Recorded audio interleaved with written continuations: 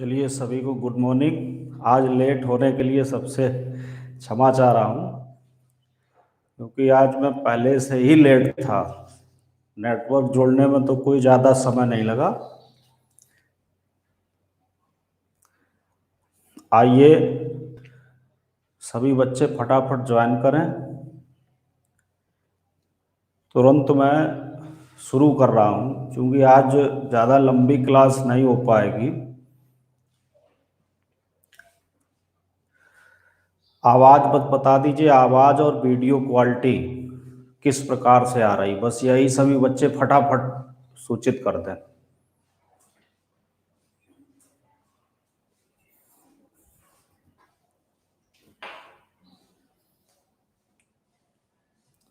सब क्लियर है?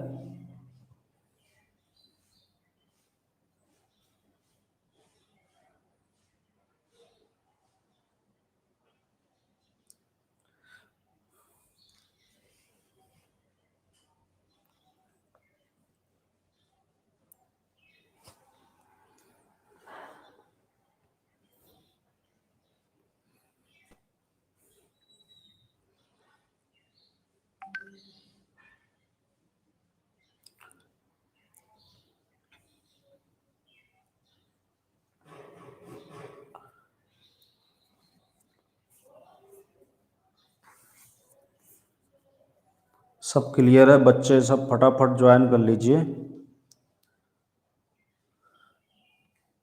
गोविंद, साहू, उमंग, नीरज, प्रांजल, शुभम, जितेंद्र, अमित सभी जुड़ गए बेटे। सभी फटाफट। सौरभ, आदर्श कुमार, स्टार्ट करें। चलिए, कल मैंने जो टॉपिक छोड़ा था वो गोली कोष के कारण विद्युत क्षेत्र की तीव्रता निकाली गई थी।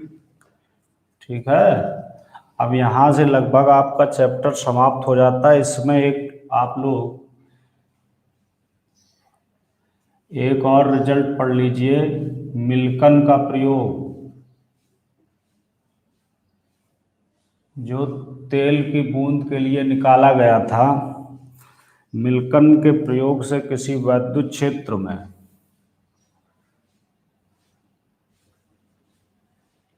किसी विद्युत क्षेत्र में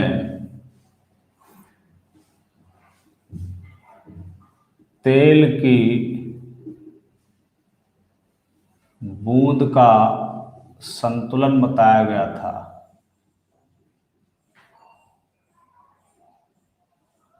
संतुलन, विद्युत क्षेत्र में तेल की बूंद का संतुलन। तो देखो, इसमें मान चलिए ये कोई स्थिति है, इसमें विद्युत क्षेत्र की डायरेक्शन जो है, विद्युत क्षेत्र की जो दिशा है वो नीचे की ओर है। इस तरीके से नीचे की ओर कार्य कर रहा है विद्युत क्षेत्र, और बूंद भी यहाँ पर जो बूंद है स्मॉल आर त्रिज्या की, वो नीचे की ओर आ रही है। स्मॉल आर त्रिज्या की बूंद जो है नीचे की ओर आ रही है। ये तो जब ये इस क्षेत्र में होगी तो इसका भार ऐसे नीचे की ओर कार्य करेगा। या मान लो ये इस स्थिति में पहुंच गई।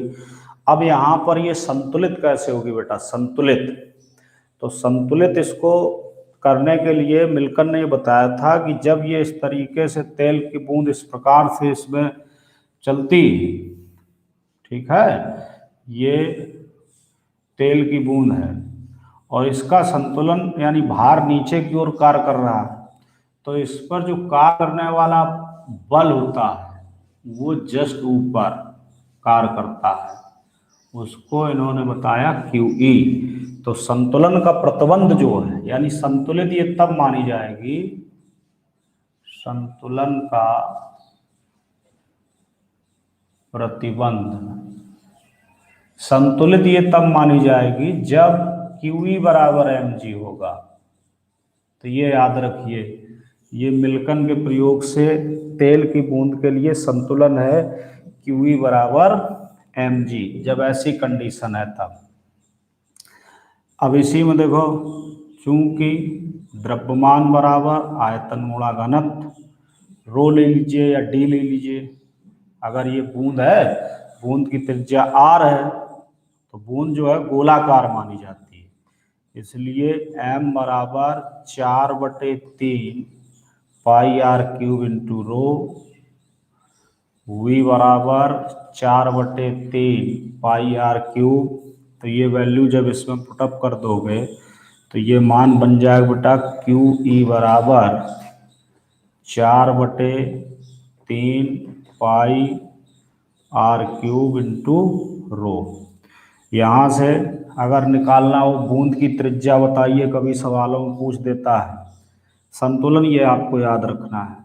तो आर क्यूब इक्वल टू ये हो जाएगा 3 QE अपॉन 4 पाई रो, और जी जी जी इतना मान आ जाएगा। ये हो जाएगा इसी का घनमूल, इसको हटा दोगे तो यही आर बराबर ऐसे लिख सकते 3 QE अपॉन 4 पाई रो जी की पावर 1/3, ये हो जाएगा।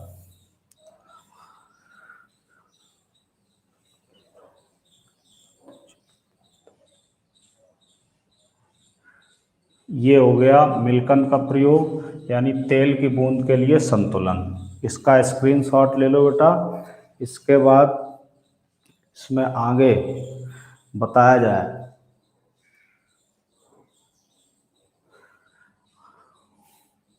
आगे एक आप लोगों को और लिख लेना है, समान पृष्ठ आवेश घनत्व परंतु विपरीत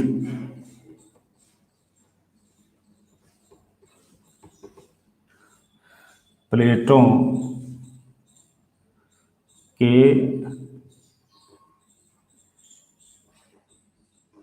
बीच वैद्युत क्षेत्र की तीव्रता। ये एक पॉइंट नोट करके लिख लें, इसको याद रखिए। देखिए, समान पृष्ठ घनत्व परंतु विपरीत प्लेटों, जैसे ये इस पर प्लस चार्ज है और इस पर माइनस चार्ज है, तो इसके लिए सिग्मा, इसके लिए सिग्मा, लेकिन ये विपरीत है, इसके मध्य में वैद्युत क्षेत्र का सूत्र E बराबर सिग्मा अपॉन एप्सिलॉन नॉट। ये ध्यान रखा है, ये वाला फार्मूला भी लिख लीजिए सभी बच्चे। इसके बाद ये चैप्टर समाप्त हो जाया। और एक दिन एक बच्चा एक प्रश्न कर रहा था, उसमें कुछ व्हाट्सएप में उसने डाला था जिसमें क्यू और उसका संतुलन पूछा जा रहा था, तो मैं उसको भी बता दूं, आवेशों का संतुलन कैसे करोगे। ये सब शर्तें बेसिक हैं, ये सबको याद रखनी है, इन्हीं से कोई भी न्यूमेरिकल आपका बाहर नहीं जाएगा, सब आसानी से आप लोग सॉल्व कर लेंगे। तो अब देखो बेटा, आवेशों की साम्यावस्था एक टॉपिक आप लोग डाल सकते हो, आवेशों की साम्यावस्था या संतुलन, आवेशों की साम्यावस्था या संतुलन। तो देखो, यदि ये दो आवेश हैं Q1 Q2, ये A और ये B, अब इसमें कहा जाए कि एक बीच में आवेश रख दिया जाए कहीं पर भी, ऐसे Q, इस आवेश से इसकी दूरी R1 है और इस आवेश से इसकी दूरी r2 है। समझ गए, ये बिंदु है आपका C। तो बेटा इसमें कहा जाए कि कभी कह दिया जाए Q संतुलन में कब होगा, फिर कह दिया जाए प्रश्न आ जाए, पूछा जाए सवाल Q1 संतुलन में कब होगा और Q2 संतुलन में कब होगा। तो आवेश Q संतुलन के में होगा, यदि हम देखें ये चित्र सभी देखिए। अब इसने ये कहा, कभी कह दिया Q1 संतुलन में कब होगा, कभी कह दे Q संतुलन में कब होगा और कभी कह दे Q2 संतुलन में कब होगा। तो इसके लिए बेटा आवेश Q का संतुलन जब देखेंगे तब उसके लिए रिजल्ट, और फिर आवेश Q2 का संतुलन जब देखेंगे तब उसके लिए रिजल्ट, और फिर आवेश Q1 का संतुलन जब देखेंगे तब उसके लिए रिजल्ट। देखिए नंबर 1, आवेश Q संतुलन में होगा, संतुलन में होगा यदि, शर्त है इसके लिए, यदि Q1/Q2 बराबर R1/R2 का होल स्क्वायर। याद रखें ये Q1/Q2 का अनुपात इस अनुपात के वर्ग के बराबर हो। अगर इनके बीच की ऐसे दूरियां दी जाएं इसके बराबर हो तो समझ लीजिए आवेश Q संतुलन में हो जाएगा। बेटा समझते जाइए, बोर्ड पे ध्यान दें सभी बच्चे, ये बहुत इंपॉर्टेंट है, इससे एक प्रश्न बन सकता है, एक न्यूमेरिकल हो सकता है। समझ गए बेटा। तो आवेश Q कब संतुलन में होगा, जब उनके दोनों ओर आवेशों का अनुपात और उनके बीच की दूरी के अनुपात का वर्ग जब आपस में बराबर हो जाएगा तो समझ लीजिए ये Q संतुलन में हो गया। अब आइए आवेश, दूसरा पॉइंट, आवेश Q1 संतुलन में होगा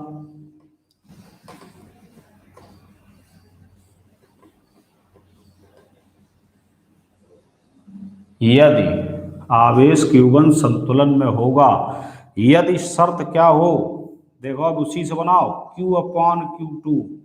अब उसको छोड़ देना, जैसे अब इसको है तो इसको छोड़ देना। अब इससे देखो, इससे इसकी दूरी कितनी है R1 और इससे कितनी दूरी R1 + R2। तो इसके लिए बेटा बन जाएगा Q/Q2, ध्यान समझो,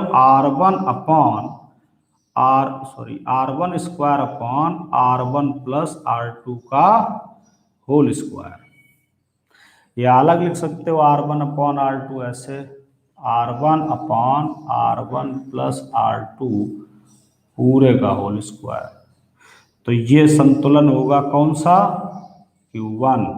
अब बताओ बेटा, आप तीसरा समझ गए होंगे सभी, ये समझ गए होंगे Q2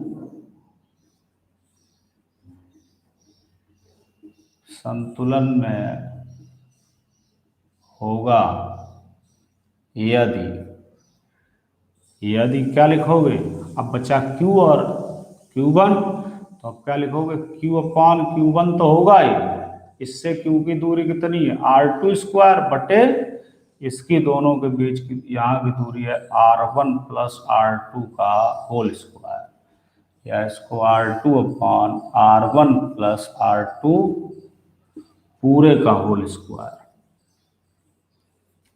ये समझ लो बेटा, ये सभी संतुलन, आवेशों की साम्यावस्था या संतुलन की कंडीशन, ऐसा सवाल किताबों में रहता है और उसमें सभी को डाउट रहता है, और इस डाउट को अगर आप लोग देख लोगे तो फिर सब कुछ क्लियर।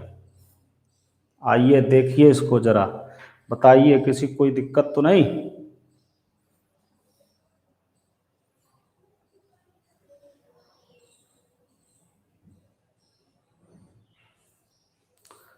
बताओ, फटाफट कमेंट करो, इसको नोट कर लीजिए या इसको स्क्रीनशॉट ले लीजिए।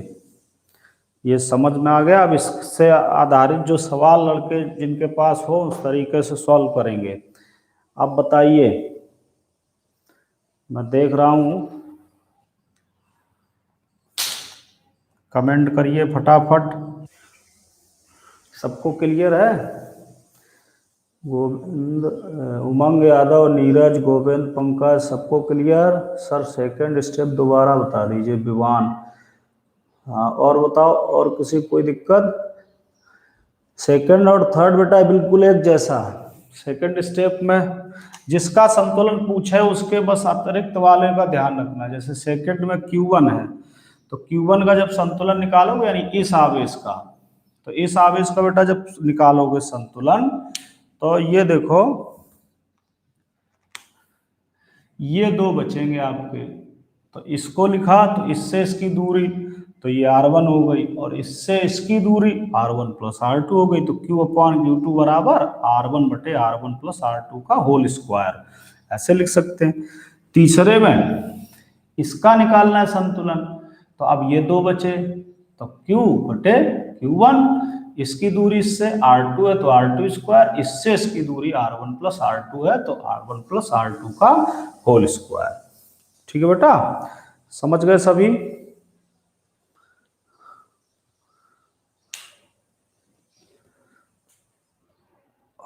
चलिए अगला चैप्टर स्टार्ट करते हैं। ये चैप्टर आपका समाप्त हो गया। अब इस चैप्टर में आप लोगों ने जो पढ़ा है, तो यदि अगर कुछ पूछना हो तो फटाफट पूछिए बेटा। कोई भी इस चैप्टर में कोई भी डाउट रहा हो, जितना भी टॉपिक पढ़ लिया है, अगर उसमें डाउट रहा है तो वो पूछिए। ठीक है, इसके न्यूमेरिकल की क्लास मैं शाम को ही रखूँगा। शाम को न्यूमेरिकल होते रहेंगे, आगे थ्योरी चलती रहेगी। तो बताओ बेटा, किसी को किसी प्रकार की कोई समस्या इस चैप्टर में आ रही हो तो वो स्पष्ट रूप से बताए, कोई डाउट ना रखे, क्योंकि तैयारी करके रखनी है।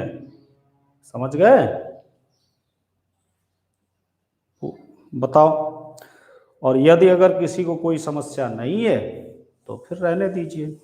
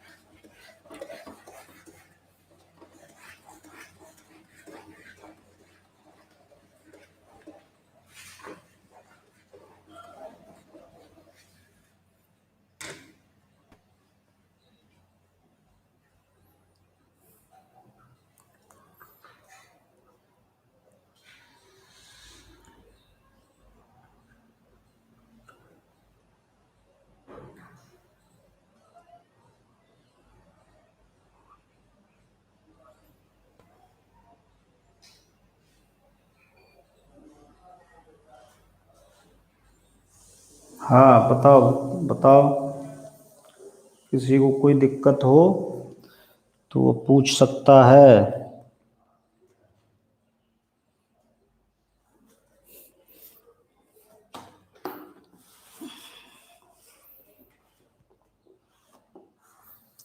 किसी को कोई दिक्कत आ रही है तो वो पूछे। पोटेंशियल एनर्जी,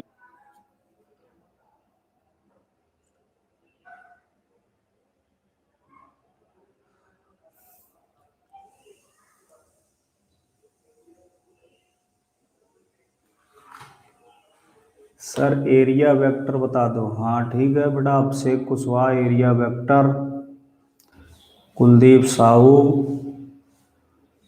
पर विद्युत क्षेत्र की तीव्रता +Q -Q, अच्छा -Q में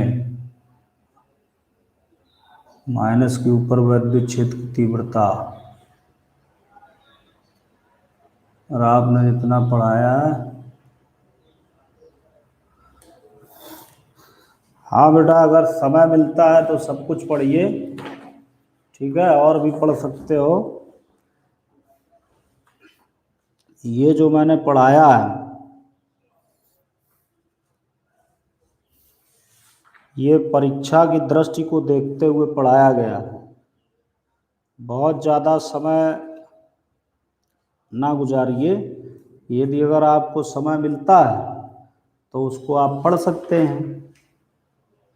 और भी लिखा हुआ और तमाम है। अब यहीं सोचो कि हम इंजीनियरिंग का भी पढ़ने लगें, है ना, तो उतना उतना पढ़ते जाओ।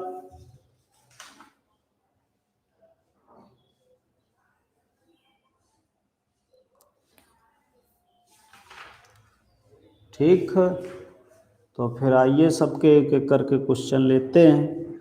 तो क्वेश्चन में सबसे पहले प्रांजुल का एक क्वेश्चन दिखाई दे रहा है, दो वैद्युत द्विध्रुवों के मध्य पारस्परिक बल। ये बेटा सिलेबस में नहीं है। दो वैद्युत द्विध्रुवों के मध्य जो पारस्परिक बल है, ये अब सिलेबस में नहीं रहा है। ठीक है, तो इसलिए इसको नहीं बताया, तो ज़्यादा समय इसमें गंवाने की ज़रूरत नहीं है। ठीक, एक क्वेश्चन इससे बन जाता है और वो हम दो इसको अगर है तो इसको आगे देखेंगे, क्योंकि ये स्थितिज ऊर्जा से सॉल्व होता है। समझ गए बेटा, ये स्थितिज ऊर्जा से सॉल्व होगा, है। इसको आगे देख लिया जाएगा जब आप स्थितिज ऊर्जा पढ़ेंगे। अच्छा, पहले अब हम वैद्युत क्षेत्र की तीव्रता की निरक्षीय स्थिति का फिगर ले रहे हैं, निरक्षीय स्थिति का ये। और एक लड़का कह रहा था tan A और tan B।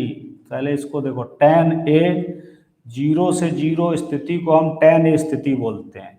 इनके नामकरण है, ये मैग्नेट से लिए जाते हैं, कंपास से, मैग्नेट कंपास बॉक्स। और अगर 90 to 90 अगर लेते हैं तो इसको हम बोलते हैं tan B स्थिति। 90, अब इसके ये सिंबल हैं tan A B C D ऐसे, तो 90 से 90 मतलब ये ऐसा कंपास हो जाए तो इसकी स्थिति हम ले लेते हैं कौन सी, tan B। और अगर इस तरीके से है तो उसकी हम ले लेते हैं tan A, एक्सियल वाला। 0 से 0, 0 से 0 tan A बोला जाएगा, 90 से 90 जो बोला जाएगा ये tan B बोला जाएगा। ये कंपास मैग्नेटिक के होते हैं तो हम बोल देते हैं।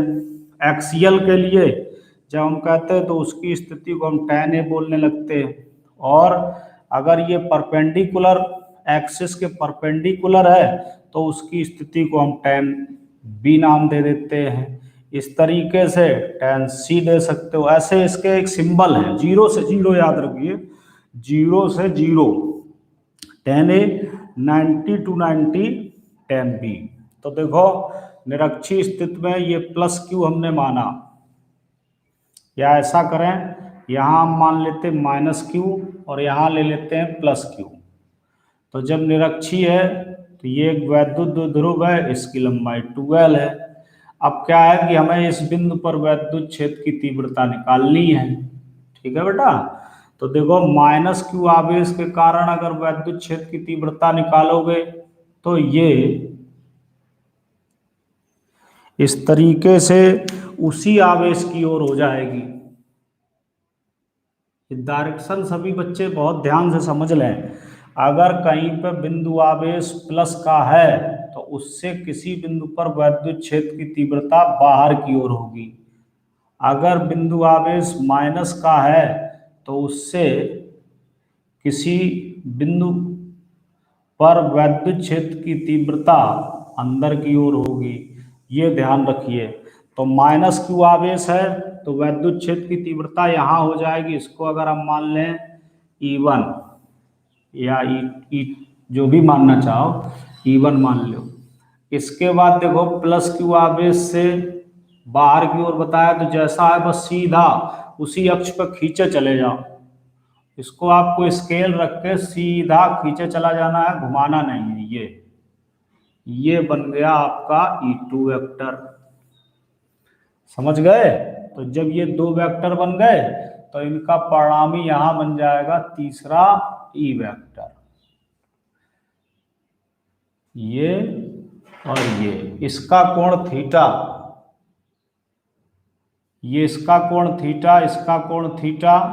तो जब ये वैल्यू हम यहाँ से सॉल्व करेंगे बेटा, तो ये देखो क्या हो जाएगी, ये डायरेक्शन हो जाएंगी, ये परिणामी है, ये परिणामी क्षेत्र है।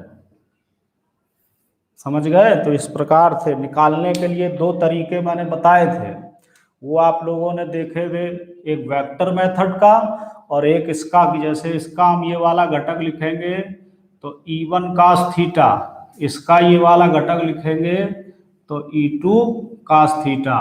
तो E बराबर हो जाएगा E1 cos theta plus E2 cos theta. समझ गए? ये रिजल्ट आ जाएगा। तो ये वैद्युत क्षेत्र की निरक्षीय स्थिति में वैद्युत क्षेत्र की तीव्रता हो गई। अब बताओ बेटा, कुलदीप साहू का प्रश्न था प्लस क्यू माइनस क्यू में से क्षेत्र की तीव्रता। ठीक बेटा, तो क्षेत्र की तीव्रता ये है, प्लस क्यू से ऐसे निकाली जाती है और माइनस क्यू से ऐसे निकाली जाती है। अब एक क्वेश्चन है प्रांजल का, ध्रुव को घुमाने में किया गया कार्य, इसको भी समझ लीजिए। अगर हमने वैद्युत क्षेत्र यहाँ लिया है, इस डायरेक्शन में माना है, ध्यान रखिए सभी, और कोई ध्रुव लिया, वो आपने इसकी अक्ष से थीटा कोण बनाते हुए रख दिया। अगर इधर का आपने प्लस आवेश रखा है, इधर माइनस क्यू आवेश रखा है, ये बहुत आसान है, ज़्यादा इसमें बहुत दिमाग लगाने की जरूरत भी नहीं है। थीटा कोण बनाते हुए अगर आपने इसको रखा है तो बेटा ये थीटा कोण है। तो अब ये याद रखिए, किसी भी प्लस क्यू आवेश पर वैद्युत बल हमेशा क्षेत्र की दिशा में कार्य करेगा। इधर अगर क्षेत्र है तो इधर वैद्युत बल कार्य करेगा, और माइनस क्यू आवेश पर अगर क्षेत्र इधर है तो उसकी विपरीत दिशा में बल कार्य करेगा। समझ गए? ये ध्यान रखिएगा। तो यहाँ पर ये क्यू आवेश है तो इस पर जो बल कार्य करेगा प्लस क्यू आवेश है तो ये क्यू इस डायरेक्शन में, और इधर जो क्यू ई कार्य करेगा उसकी डायरेक्शन इधर हो जाएगी क्यू ई माइनस की। ठीक, अब ये क्या है कि दोनों बलों के परिमाण बराबर हैं, इसका और इसका, यानी F1 बराबर F2 इक्वल टू क्यूई। तो ये एक बलयुग्म बना देंगे बेटा। क्या बना देंगे? बलयुग्म। तो जब बलयुग्म बना देंगे तो ये बलयुग्म क्या करेगा, इस द्विध्रुव को घुमाने लगेगा, और घुमाने लगेगा तो बलागुण उत्पन्न होगा। बलागुण होता है बल का परिमाण गुणा बल की क्रिया रेखा से लंबवत दूरी। तो दोनों बलों की क्रिया रेखा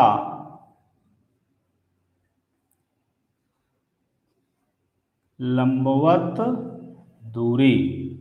तो अब क्या है, बलों की क्रिया रेखा देखो, समझो, ये बल ऐसे कार्य कर रहा है और ये बल ऐसे कार्य कर रहा है, तो इसकी क्रिया रेखा ये है और इसकी क्रिया रेखा ये, तो यहां से लंब डाल दो, ये इस पर क्या करें, एक लंब डाल दिया, ये तो ये बन गया तुम्हारा लंब।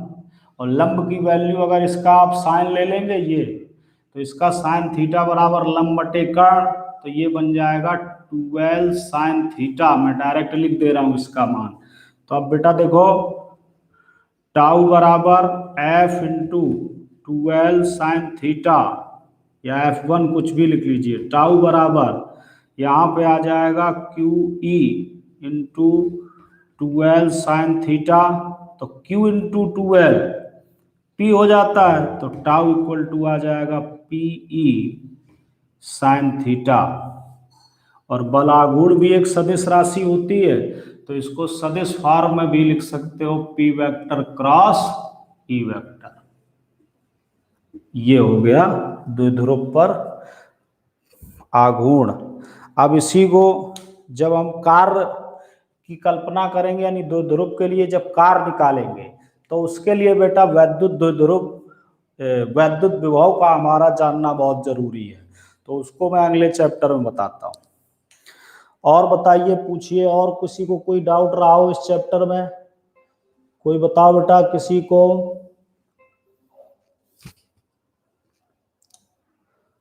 किसी को कोई डाउट और रहा हो?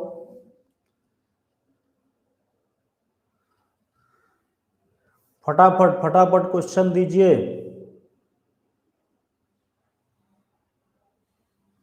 अच्छा, उमंग यादव, निरपेक्ष वैद्युतशीलता। तो निरपेक्ष वैद्युतशीलता बेटा,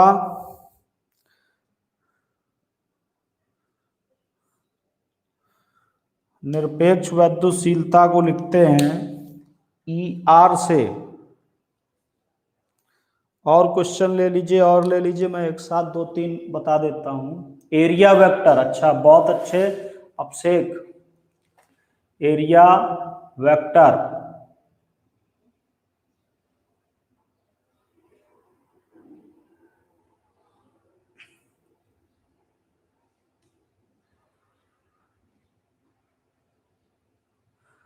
हाँ, एरिया वेक्टर हो गया।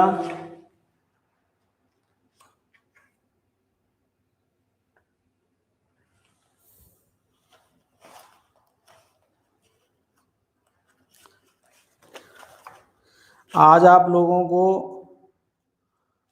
पूरा चैप्टर घर पर रिवीजन करना है। पूरा चैप्टर जो मैंने पढ़ाया है वो पूरा चैप्टर आप लोगों को रिवीजन करना है घर पे। सभी बच्चे विशेष रूप से ध्यान दें, आज जो मैंने पढ़ाया है ये पूरा चैप्टर आपको रिवीजन करना है घर पर। ये होमवर्क है। इसमें से कोई भी टॉपिक ऐसा नहीं होना चाहिए जो आप लोगों को ना आए, मेरे ख्याल से। आइए समझ लेते हैं। पहला क्वेश्चन ले लेते हैं, 2 क्वेश्चन आए हैं। पहला क्वेश्चन है निरपेक्ष वैद्युतशीलता। तो निरपेक्ष वैद्युतशीलता क्या है? देखिए, इसको हम एप्सिलॉन R से प्रदर्शित करते हैं। इसका सूत्र होता है एप्सिलॉन अपॉन एप्सिलॉन नॉट।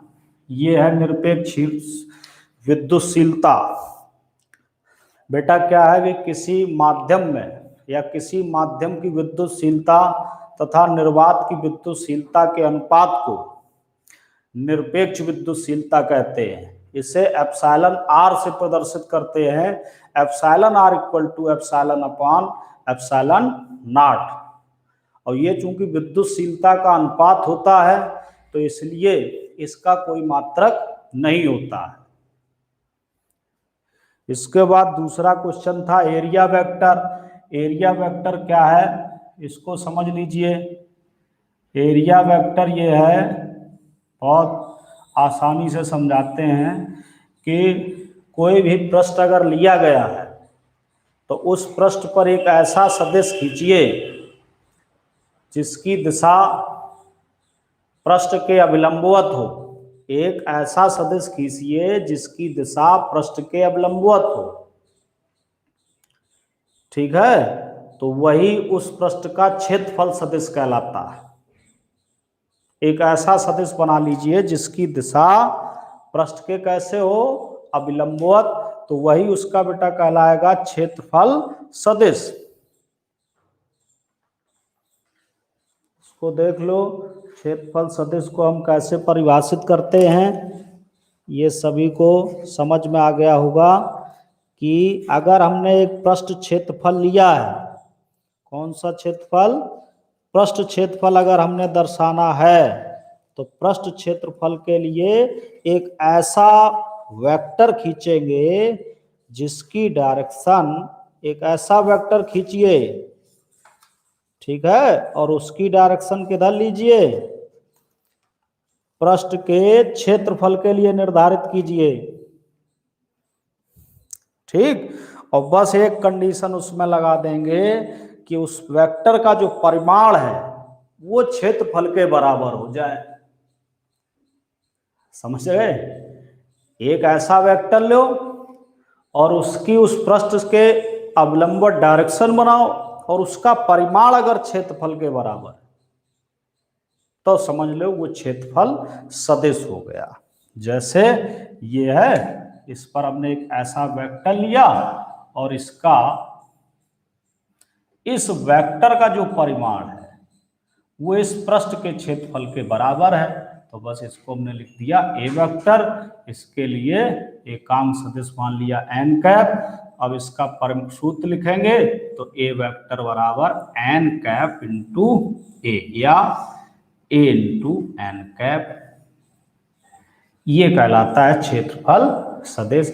अब इसी के लिए आप लोग सूक्ष्म खंड के लिए भी लिख देते हैं D A vector equal to D A into N cap. ये एकांक सदिश होता है, ये याद रखिए, ये एकांक सदिश यानी कि वह सदिश या वह वेक्टर जिसका परिमाण, इसका परिमाण जो होता है वो एक माना जाता है, वह सदिश जिसका परिमाण एक हो वो एकांक सदिश कहलाता है। तो डी ए वेक्टर या डेल्टा ए वेक्टर बराबर delta A into N cap. अगर यहाँ पर हमने सूक्ष्म खंड ऐसे ऐसे ले लिए तो ये, नहीं तो पूरे के लिए इतना, तो ये क्षेत्रफल सदिश हो गया बेटा। जैसे गॉस की प्रमेय में भी क्षेत्रफल सदिश प्रयोग किए थे इस तरीके से, जैसे गोलाकार ले लिया, इसके बाद यहाँ पे माना, तब इसका क्षेत्रफल सदिश क्या होगा, इसकी डायरेक्शन ये हो गई डी ए वेक्टर, तो यही इसका क्षेत्रफल सदिश है।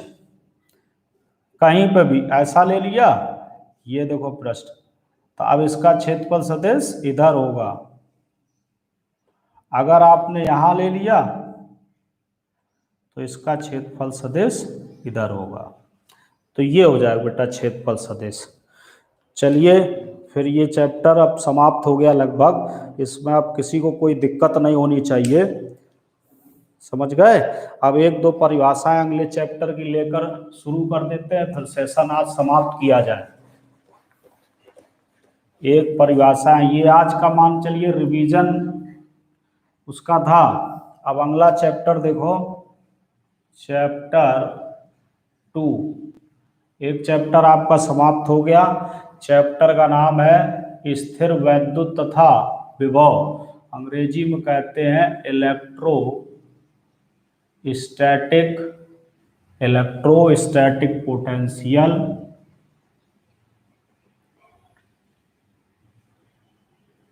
And electrostatic potential and capacitance.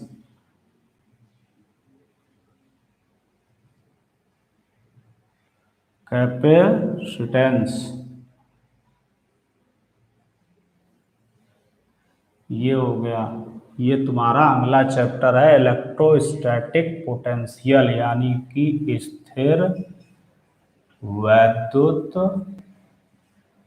विभव और क्या, धारिता।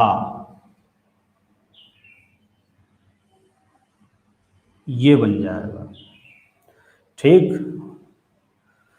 इसको शुरू किया जाए, इसकी परिभाषा एक बता दी जाए। सबसे पहला इसमें टॉपिक है स्थिर वैद्युत विभव।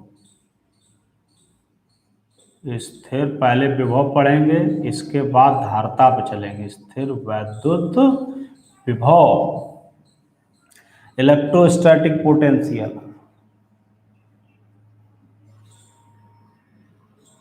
देखिए स्थिर वैद्युत विभव, जब विभव पढ़ोगे बेटा तभी कार्य की अवधारणाएं आपको समझ में आएंगी। इसमें भी हम लोग एक धन परीक्षण आवेश मान के चलते हैं, और विभव के लिए धन परीक्षण आवेश अनंत से माना जाता है, अनंत से, समझ गए।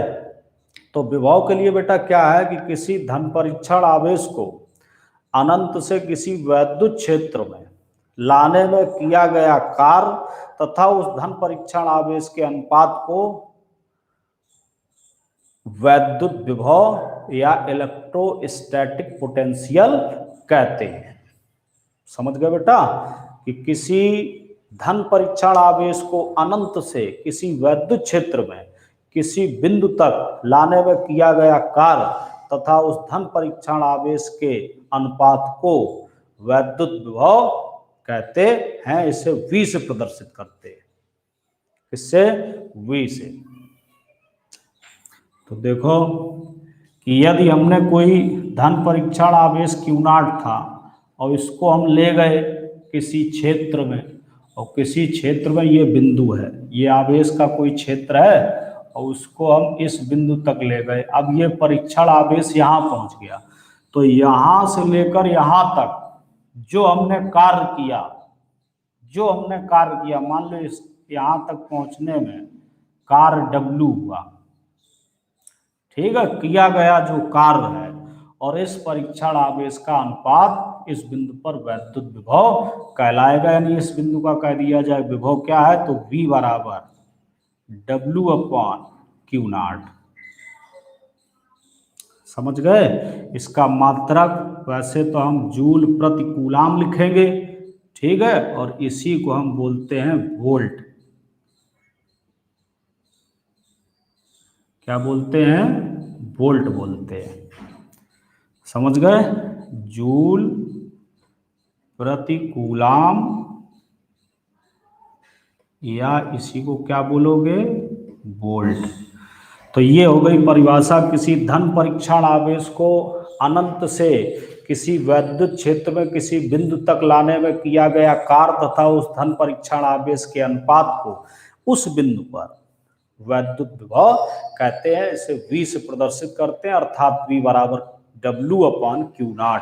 यदि Q नॉट को लाने में W कार्य करना पड़े तो V बराबर W/Q नॉट। इसका मात्रक जूल प्रति कूलाम, या इसी को हम क्या बोलते हैं? वोल्ट। विमी सूत्र देख लीजिए बेटा। विमी सूत्र इसका क्या हो जाएगा? V का विमी सूत्र हो जाएगा mLT। यहाँ से देखो जूल है, इसको देखो समझो, ये कार्य है, कार्य, तो कार्य के लिए क्या होता है? बल गुणा विस्थापन। तो इसके लिए mL/T-2 हो जाता है, बल के लिए होता है mL/T-2। तो ये हो जाएगा बेटा mL/T-2 बटे कूलाम के लिए जानते हो AT। तो इसका मान हो जाएगा, जब ये ऊपर जाएगा तो mL/T-3A-1। ये विभव का डायमेंशन हो गया, यानी विमी सूत्र हो गया। तो समझ गए इसको, वैद्युत विभव को। इसके बाद इसी में समझ लीजिए वैद्युत विभवांतर। इसी में देखिए, समझिए वैद्युत विभवांतर, ये इसके लिए इम्पोर्टेंट है, इनसे सवाल भी बनते हैं, और सवालों में वैद्युत विभवांतर में कभी कभी मिस्टेक हो जाती है। तो इसके लिए बेटा क्या है, देखिए वैद्युत विभवांतर अगला टॉपिक है। वैद्युत विभवांतर, ये भी इम्पोर्टेंट है। वैद्युत विभवांतर, वैद्युत क्षेत्र में किसी धन परीक्षण आवेश को एक बिंदु से दूसरे बिंदु तक ले जाने में किया गया कार्य तथा उस धन परीक्षण आवेश के अनुपात को उन बिंदुओं के बीच वैद्युत विभवांतर कहते हैं। जैसे ये वैद्युत क्षेत्र है किसी का, इसमें, और ये मान लो Q का वैद्युत क्षेत्र है पूरा, इसमें दो बिंदु हमने ऐसे निर्धारित किए A और B, ठीक है। तो पहले तो देखो इसी में समझो, ये इनफाइनाइट की स्थिति है, धन परीक्षण आवेश को हम अनंत से पहले लाए A पर, तो A पर वैद्युत विभव उत्पन्न हो गया, फिर हम उसको A से जब B पर ले जाएंगे तो वहां पर वैद्युत विभवांतर बेटा उत्पन्न हो जाएगा। तो देखो यहां से इस पर लाए तो बस यही परिभाषा बन जाती है कि ये Q नॉट जो A से B की ओर जाएगा, A से B की ओर, समझ गए। तो इसी से परिभाषा ये बनती है कि किसी धन परीक्षण आवेश को वैद्युत क्षेत्र में एक बिंदु से दूसरे बिंदु तक ले जाने में किया गया कार्य तथा उस धन परीक्षण आवेश के अनुपात को उन बिंदुओं के बीच वैद्युत विभवांतर कहते हैं। तो ये रिजल्ट हो जाएगा बेटा वैद्युत विभवांतर का, A से B की ओर जब ले जाया गया, A से B की ओर, ठीक है। या मान चलो कुछ भी आप लोग डिफाइन कर सकते हैं। मान लो यहाँ पे बिंदु आपने ए लिया था, यहाँ पे आपने बी लिया था, तो बी से ए की ओर ले आए, किससे, बी से ए की ओर ले आए, या ए से बी की ओर ले गए। तो यहाँ पे तो क्या होगा कि पहले तुम्हें क्षेत्र से नहीं ले जाना, इधर वाले बिंदु से लेकर आना, क्योंकि पहले आप लोग अनंत से उस आवेश को लेकर आए थे, तब वैद्युत विभव हुआ, और वैद्युत विभव में ही उसको एक बिंदु से दूसरे बिंदु तक ले गए, तब उसमें विभवांतर उत्पन्न हो गया, यानी विभव में अंतर आ गया। तो अब मान लो इसका विभवांतर है VA और इसका विभवांतर है बेटा VB, ठीक है। तो अब अगर इन बिंदुओं के बीच वैद्युत विभवांतर लिखें तो VA minus VB equal to हो जाएगा W/Q0। पहले जो कंडीशन लिखी थी, या इसी को हम लिख सकते हैं डेल्टा V बराबर W/Q0। पहले जो कंडीशन लिखी थी वो कंडीशन बेटा क्या थी, जब यहाँ पर हमने A लिखा, यहाँ B लिखा, तो उस परिस्थिति में VB minus VA equal to हो जाता W/Q0। जब आप यहाँ पे बिंदु B और इधर बिंदु A ले लेंगे, सॉरी A और इधर B, तो ये हो जाएगा VB माइनस VA। समझ गए। इसका मात्रक और विमा वही रहती है, मात्रक रहेगा वोल्ट। तो देखो ये बेटा हो गया वैद्युत विभवांतर। इसके बाद और बताइए आप लोग, और बताया जाए तो समय क्या कह रहा है।